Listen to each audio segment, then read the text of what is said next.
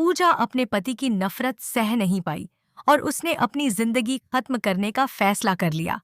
जी हाँ दोस्तों, अब पूजा इस दुनिया में नहीं रही।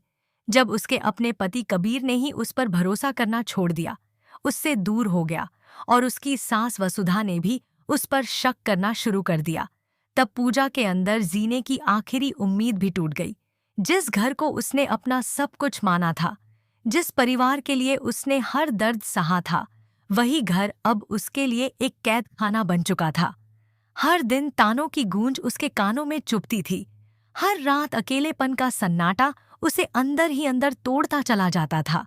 धीरे धीरे पूजा खुद को खोती जा रही थी। वह बार बार अपनी बेगुनाही साबित करने की कोशिश करती रही, लेकिन किसी ने उसकी एक नहीं सुनी। अगर आप पूजा के साथ हैं तो इस कहानी को आगे बढ़ाइए और उसके लिए अपनी आवाज जरूर उठाइए। अग्रवाल भवन में उस दिन एक अजीब सी खामोशी थी, लेकिन यह खामोशी किसी बड़े तूफान से पहले की शांति थी। वसुधा की आंखों में अपने बेटे को खोने का दर्द था और उसी दर्द ने उसे इतना अंधा बना दिया था कि उसे हर जगह सिर्फ पूजा ही दोषी नजर आने लगी। कबीर के गायब होने और उसकी मौत की खबर ने पूरे घर को हिला दिया था और इस गलतफहमी का सबसे बड़ा असर पूजा पर पड़ा। पूजा बार बार सबको समझाने की कोशिश करती रही कि वह निर्दोष है, लेकिन उसकी आवाज किसी तक पहुंच ही नहीं पाई। वसुधा ने तो यहाँ तक कह दिया कि पूजा इस घर से चली जाए।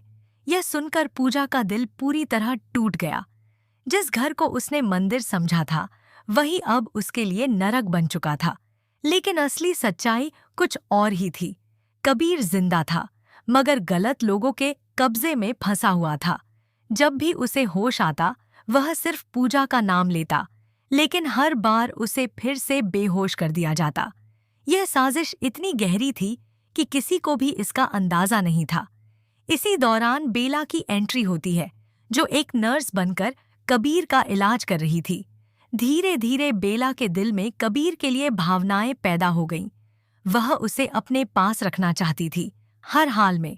इसी बीच कबीर अपनी याददाश्त खो बैठता है और पूजा को पूरी तरह भूल जाता है। यह सब पूजा के लिए सबसे बड़ा धोखा साबित होता है। जब पूजा को यह पता चलता है कि कबीर किसी और के साथ नई जिंदगी शुरू करने वाला है, तब उसकी आखिरी उम्मीद भी टूट जाती है।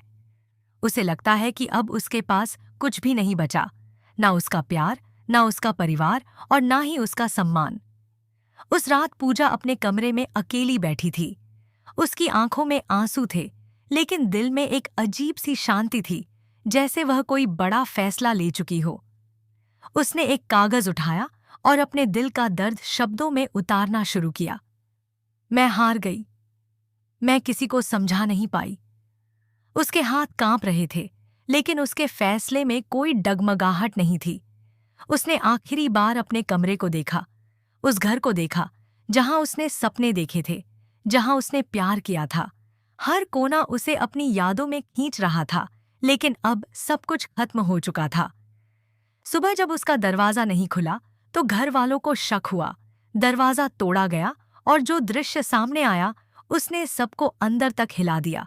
पूजा जमीन पर बेसुध पड़ी थी और उसके पास वही कागज था जिसमें उसने अपना दर्द और अपनी सच्चाई लिखी थी। वसुधा के हाथ से वह कागज गिर गया।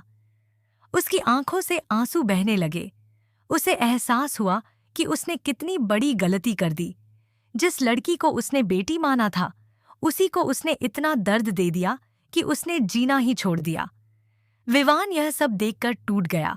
उसने हमेशा पूजा का साथ देने की कोशिश की थी, लेकिन वह उसे बचा नहीं पाया।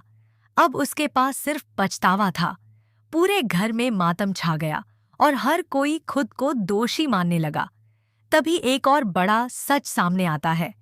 अमृता का असली चेहरा उजागर होता है। वही थी जिसने पूरे परिवार के खिलाफ साजिश रची थी और कबीर को मरवाने की कोशिश की थी। यह सुनकर सबके होश उड़ जाते हैं। जब कबीर को होश आता है और उसे पूजा की मौत की खबर मिलती है, तो वह पूरी तरह टूट जाता है। उसे अपनी हर गलती याद आने लगती है। वह चिल्लाता है, रोता है, लेकिन अब बहुत देर हो चुकी होती है। अग्रवाल भवन अब पहले जैसा नहीं रहा। वहां की दीवारें भी जैसे रोती हैं। पूजा की यादें हर कोने में बस गई हैं। उसकी हंसी, उसका प्यार और उसका दर्द अब सिर्फ एक कहानी बनकर रह गया है।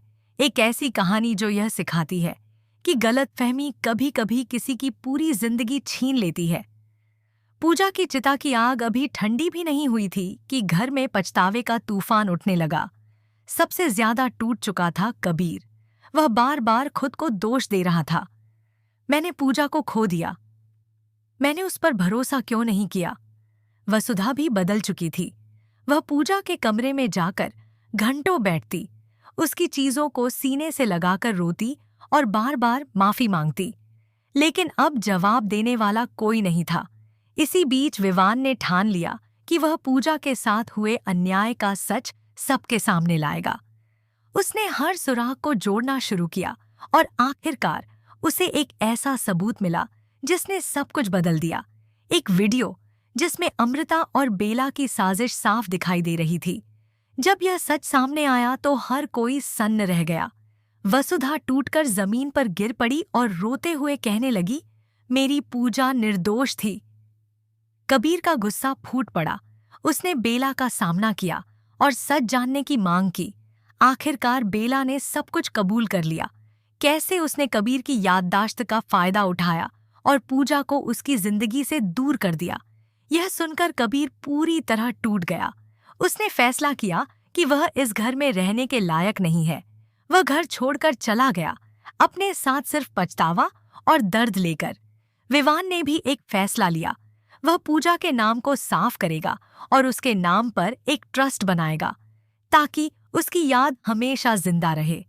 अग्रवाल भवन अब सिर्फ एक खाली खोल बन चुका था। वहां ना हंसी थी, ना खुशी, सिर्फ पछतावा और दर्द था। हर कोई अपने गुनाहों की सजा भुगत रहा था। लेकिन कहानी यहीं खत्म नहीं होती, क्योंकि पूजा का सच और उसका प्यार अब भी कहीं ना कहीं जिंदा है। और शायद एक दिन वही सच सबको माफ करने की ताकत देगा या फिर एक नई शुरुआत की राह दिखाएगा, जहां आखिरकार न्याय मिलेगा।